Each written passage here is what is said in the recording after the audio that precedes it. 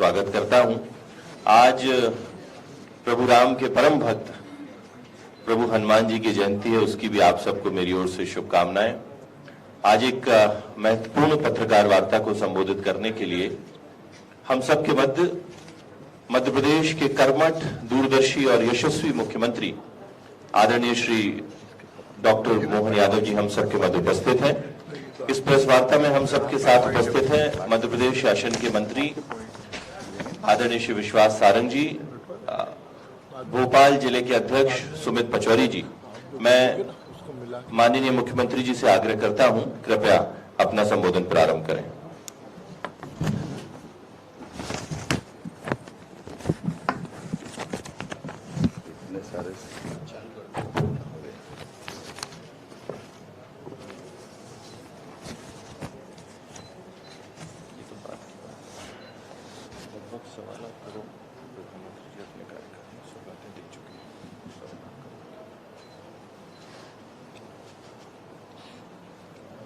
हनुमान जयंती की बधाई आशीष जी ने दी है। मेरी अपनी ओर से भी आपका स्वागत है, बधाई है।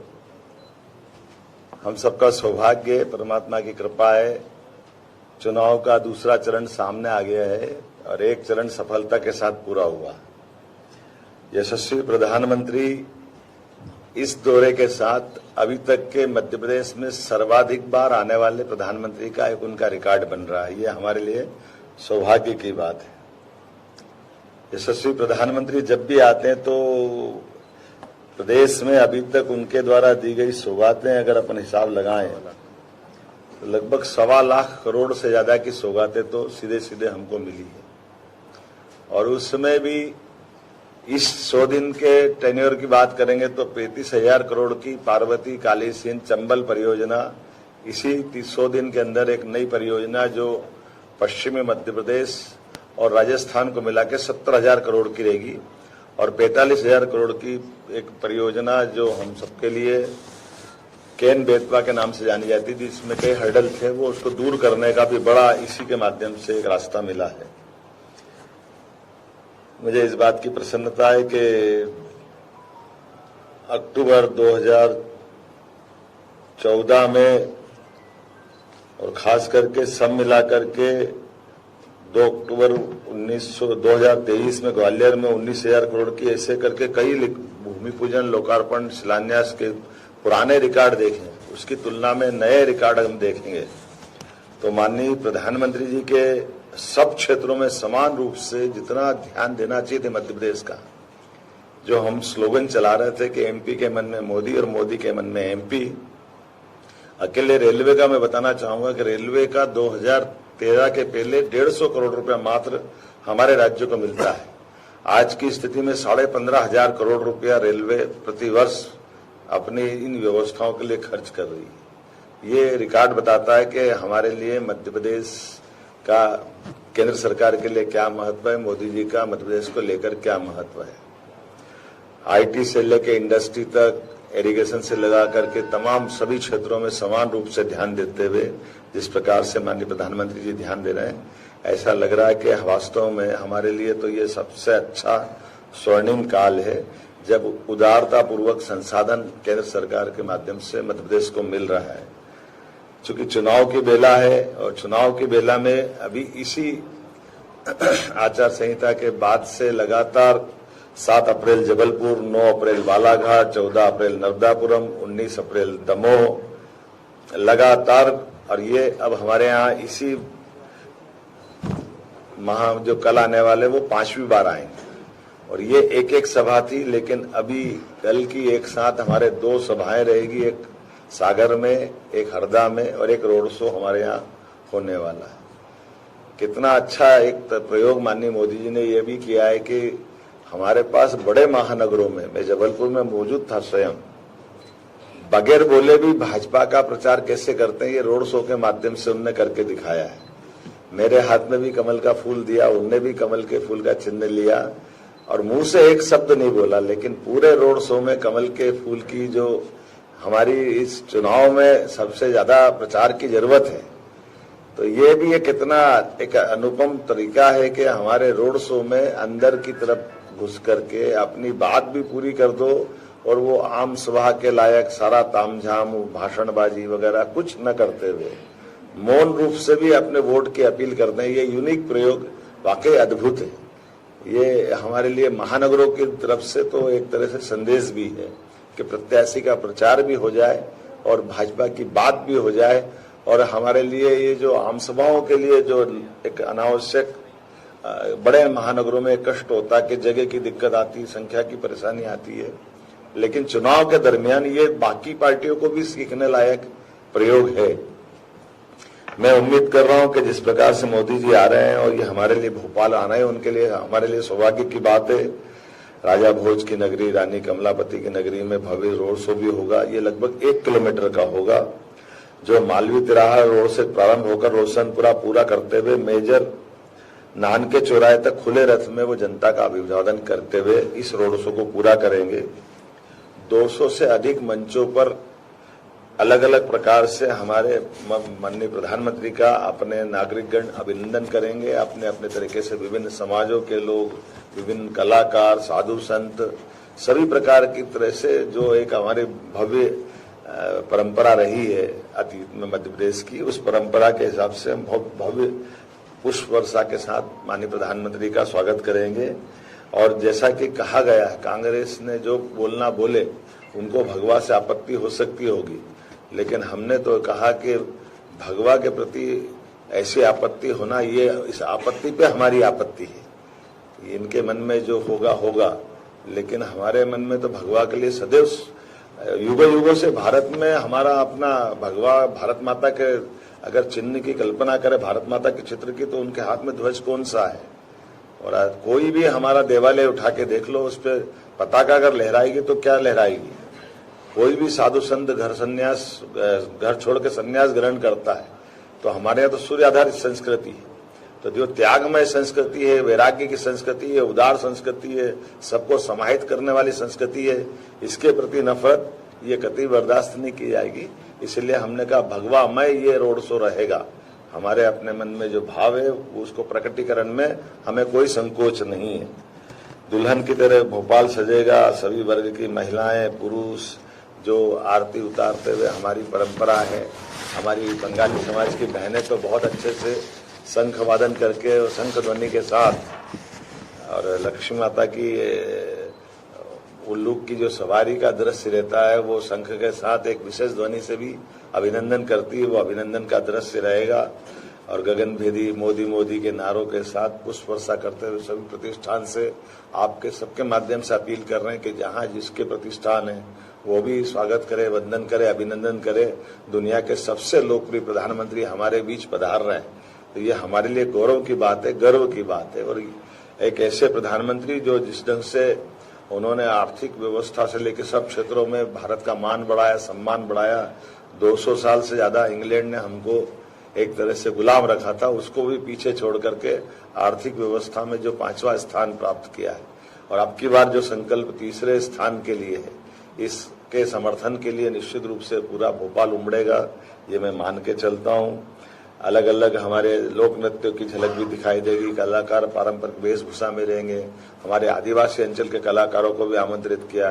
ढोल, नगाड़े, बैंड, लेजर बीम, अन्य वाद्य यंत्रों के साथ वो पूरा गुंजायमान होने वाला दृश्य अतीत के काल के प्रवाह में हमको ऐसा लगेगा कि जो महाकवि कालिदास ने कल्पना की थी, कि ऐसा लगता है कि ये स्वर्गलोक उतर आया है।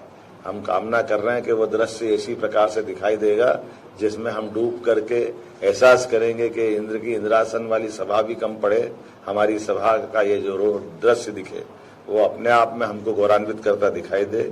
अलग अलग सांस्कृतिक झांकियां भी रहेगी। और खास करके हम सब जानते कि माननीय प्रधानमंत्री जी के हर बात को लोग कितनी गंभीरता से लेते। कोरोना के संकट काल में स्पष्ट हो गया था, जब उन्होंने अपनी बात लॉकडाउन के समय पूरे देश से आह्वान किया। बड़े बड़े देश लॉकडाउन में डर रहे थे, लेकिन ऐसे कड़े निर्णय को लेकर प्रधानमंत्री जिस ढंग से अपनी हिम्मत दिखाते हैं, उसी प्रकार से इतने ज्यादा सुरक्षित या उनकी सुरक्षा की आवश्यकता उसके बाद भी जनता के बीच जो सहजता से आ रहे हैं, ये हमारे लिए एक तरह से सौभाग्य की बात है कि एक ऐसे राजनेता जो जनता से लगातार जुड़े रहना चाहते हैं, इसलिए जनता के बीच सहजता के साथ आ रहे हैं। ये वाकई हमारे लिए सौभाग्य की बात होगी। मैं आपके माध्यम से खासकर विधानसभा चुनाव में हमने जिस प्रकार से उनके उस स्लोगन को लेकर के पूरे प्रदेश में विजय की एक यात्रा प्रारंभ की थी, एमपी के मन मोदी, मोदी के मन में एमपी, हम एक बार फिर लोकसभा में इसी भाव को प्रकट करते हुए दिखाएं, ये आप सबसे मेरी गुजारिश है, आप सबसे मेरी कामना है।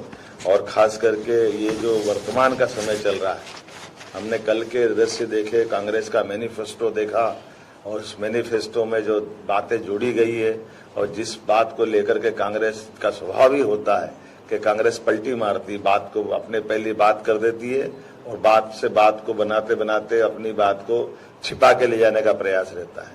कल जिस ढंग से ये सारी बातें आई है, मैं इस बात की निंदा भी करता हूं कि हम किसी वर्ग विशेष के लिए कैसी बात कर सकते हैं। सभी का संसाधन पे हक हो सकता है, केवल एक वर्ग का संसाधन पे हक होना ये कौन सी बात है। ये उसी प्रकार की बात है जो प्रधानमंत्री तत्कालीन उस समय मनमोहन सिंह जी ने कहा था कि सभी संसाधन पे हक अगर है तो मुसलमानों का है। ये बात बहुत निंदनीय है।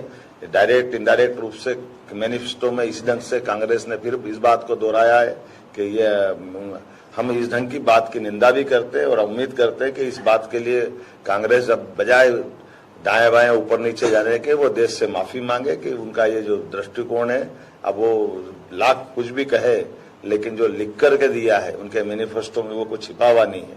मैं उम्मीद करता हूं कि चुनाव की इस बेला में जनता के सामने दूध का दूध, पानी का पानी होना चाहिए। आज के इस अवसर पर आप सबने मुझे मेरी बात को प्रेम से सुना, आपका आभार। अनुराग जी। सर, ये सांसद साध्वी प्रज्ञा सिंह ठाकुर भी कल नजर आएंगी क्योंकि चुनाव मैदान में उनको दिखाई नहीं दी। आएगी, बिल्कुल आएगी। शिफाली जी। मेरा सवाल ये था कि भोपाल 1984 के बाद से बीजेपी का गढ़ है, क्या यहाँ जरूरत थी प्रधानमंत्री जी के रोड शो की? मैंने आपको कितनी अच्छी बात कही। प्रधानमंत्री की जरूरत चुनाव में अगर हम विनम्रता से नहीं आएंगे तो कहेंगे अहंकारी है। चुनाव लड़ रहे हैं अगर हम तो जनता के बीच वोट की अपील करने नहीं आएंगे तो क्या माना जाएगा? आप बताइए कि तो गुलाम हो गए, देंगे अपने आप वोट, ये अच्छी बात रही है। उनने विनम्रता से आकर के जनता के बीच ये जो आभार भी मानेंगे, हमको पिछली विधानसभा जिताई, लगातार सरकार में तीसरी बार जनादेश ले रहे हैं, तो हमको जनता के बीच तो आना ही पड़ेगा, हर बार आना चाहिए, आना भी पड़ेगा। अब इसका उल्टे कांग्रेस के लोगों से कहो कि आप इतने दिन से हार रहे हो फिर भी नहीं आ रहे हो, ये आपको शर्म आना चाहिए। वो कोई आने को तैयार नहीं, ना वो यहाँ आने को तैयार, ना राम मंदिर के दर्शन करने को तैयार है, कोई नहीं जाने को तैयार अयोध्या में। वोट तो मांगेंगे कि राम आपके नहीं हमारे भी है, तो आओ ना भैया अयोध्या में, क्यों दर्शन करने नहीं जा रहे हो? अतुल जी। सर, पहले चरण का मतदान हो चुका है, पूरी ताकत के साथ आप लोग चुनावी मैदान में भी थे, लेकिन अगर वोट परसेंट देखें तो पिछले चुनाव की अपेक्षा कम हुआ है। और जब भी वोट परसेंट कम होता है तो एक कांग्रेस को फायदा होता है और ज्यादा होता है तो बीजेपी को फायदा होता है। ये जो कम हुआ है इसके पीछे क्या वजह क्या है? देखो, मैं दो तरह से इसकी बात का जवाब देना चाहूंगा। एक तो वर्तमान के समय में बजाय कोई और बात देखे, प्रशासनिक दृष्टि से जो मेरी बात ध्यान में लाई गई है कि ये हमारी लग्न सरे का समय था, शादी ब्याह बहुत ज्यादा थी और पिछली बार चुनाव उस सेक्टर में मई में हुए थे, अभी अप्रैल में हो गए, तो फसल कटाई का समय भी यही है, तो लोग अपने अपने फसल कटाई में भी लगे हैं, लग्न सरे में शादी ब्याह में भी लगे हैं, अलग अलग प्रकार की कई क्षेत्रों में मान के कार्यक्रम चल रहे हैं जो वर्षा काल के पहले पहले हो जाते हैं। तो वही कई कारण है जिसके कारण से इस पे ध्यान गया। लेकिन उसके उल्टे कांग्रेस बीजेपी की अगर बात करोगे तो रिकॉर्ड बता रहे हैं कि चुराट में हमारी विधानसभा नहीं है, लेकिन सीधी जैसे सबसे ज्यादा वोटिंग होने वाली लोकसभा की बात करेंगे तो एवरेज हमारी बाकी विधानसभा में 8, 10, 12% वोट कम गिरा है, लेकिन अकेले सीधी में 20%, चुरट में 20% ज्यादा कम गिरा है। तो कांग्रेस को फायदा है कि नुकसान है, कांग्रेस डिसाइड करे। रुपेश जी। हाँ, बोलिए। कांग्रेस के प्रदेश अध्यक्ष जीतू पटवारी का कहना है कि कांग्रेस के प्रदेश अध्यक्ष जीतू पटवारी का कहना है कि जो भी नेता बीजेपी में आ रहे हैं, जैसे इंदौर से संजय शुक्ला है, उनको 140 करोड़ का नोटिस मिला, छोटा प्रश्न, और उसके बाद अमरवाड़ा से जो विधायक है उनकी पत्नी पर 20 करोड़ का भ्रष्टाचार का आरोप है, लोकायुक्त में जांच चल रही है, तो अपने केस के खात्मे के लिए जांच है। मैं आपसे ये पूछना चाहता हूं, उनने तो इसके अलावा भी बोला है जो आप नहीं बोल पा रहे हैं। वो कह रहे वो सारे बेईमान, भ्रष्टाचारी और दने क्या क्या शब्द बोले गए जो मुझे बोलने में भी शर्म आ रही है। वो सब बीजेपी में जा रहा है। अब मैं आपसे प्रश्न पूछता हूं उनके माध्यम से, जिनके लिए आपने बात कही। विक्रम हाके हमारे पास आए थे महापौर, वो वापस उनके पास गए, तो हमारे पास तो उनने ऐसे भेजे थे, तो फिर वो वापस वो कैसे ले रहे हैं उनको, जिनको वो गालियां दे रहे हैं? अब ये उनके सोचने का विषय है कि हमारे सोचने का विषय है? मकरन जी,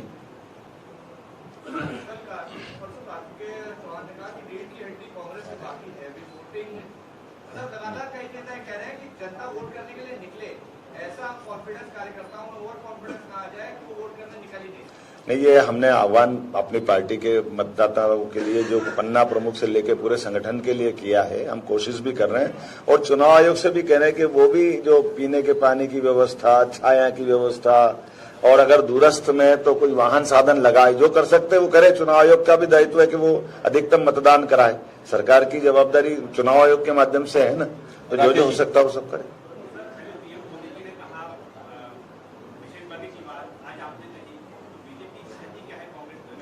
अरे हम क्या चाहते हैं लिख के तो वो दे रहे हैं, हमारा क्या रोल है?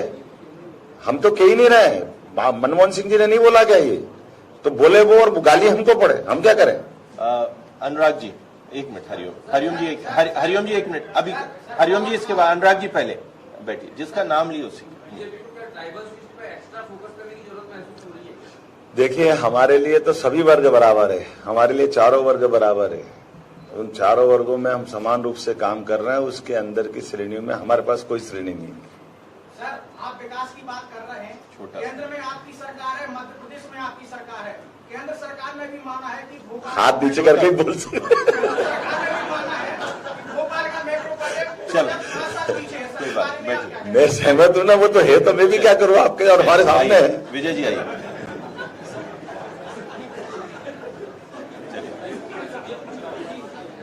जल्दी जल्दी। भाई साहब, ये पूछ रहा हूँ कि मध्य प्रदेश के मुख्यमंत्री, पूरे देश में ऐसा कोई चीफ मिनिस्टर नहीं है जो भगवत गीता को सार्वजनिक रूप से रोड सभाओं में लेकर के माथे पर रख करके चले। ऐसा पहली बार मध्य प्रदेश में नहीं, हिंदुस्तान के जनता ने देखा। तो आपको डर नहीं लगता ऐसा करते? किस बात का डर? अरे ये तो अफसोस की बात है कि 5000 साल पुराना ऐसा पवित्र ग्रंथ, जो ऐसे आमने सामने के लाखों सेनाओं के बीच, हमारे लिए मध्य प्रदेश का ऐसा विद्यार्थी जिसने अपने विद्याकाल में 14 विद्या, 64 कला, 18 पुराण, 4 वेद की शिक्षा ग्रहण करी, और शिक्षा ऐसे कठिन समय में मुंह से ऐसी निकले सबका सार आ जाए। गीता में क्या है? गीता में कर्म का सिद्धांत है। 18 अध्याय में पूरे जीवन का निचोड़ है। जो जन्मा है उसको मरना है। कौन ऐसा जो जन्म हुआ और जो मरेगा नहीं? तो जन्म और मृत्यु के बीच में हमारे कर्म की जो प्राथमिकता के आधार पर गीता जैसे पवित्र ग्रंथ को अगर सबके बीच में हम नहीं रखेंगे तो कौन रखेगा? रखना ही चाहिए।